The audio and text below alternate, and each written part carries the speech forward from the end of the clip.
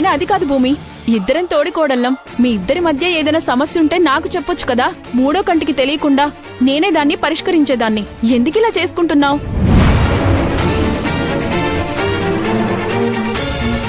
భూమి, అన్ని విషయాలు నా దగ్గర చెప్తావు కదా.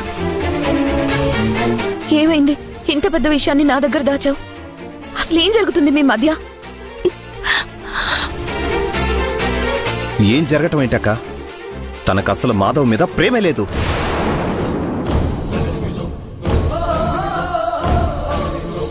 వాడల అరచేతిలో కర్పూరం పెట్టుకుని హారతి ఇస్తుంటే కనీసం తన కళ్ళల్లో కొంచెమైనా బాధ ఉందా చూడు. పైగా వాడిని పట్టుకుని తిడుతోంది.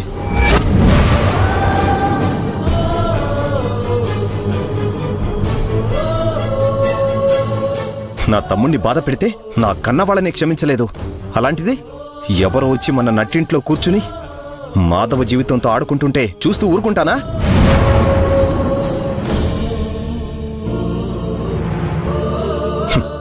ఇలాంటి వాళ్ళు మన ఇంట్లో ఉండడానికి వీల్లేదు. హరిప్రసాద్, నీ కూతుర్ని తీసుకుని ఈ ఇంట్లో నుంచి వెళ్ళిపో.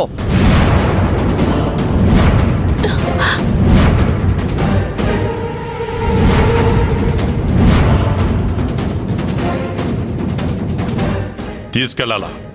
ఎలా కనిపిస్తున్నాను రాఘవ నీ కంటికి?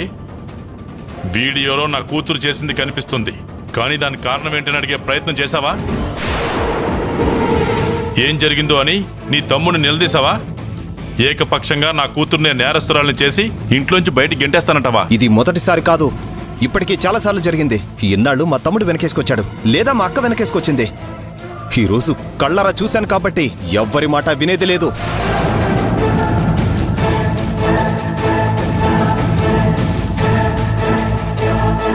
తెగిని అతికించుకుని వాడుకోవడానికి ఇది వస్తువు కాదు, జీవితం. ఈరోజు పోన్లేని ఊరుకుంటే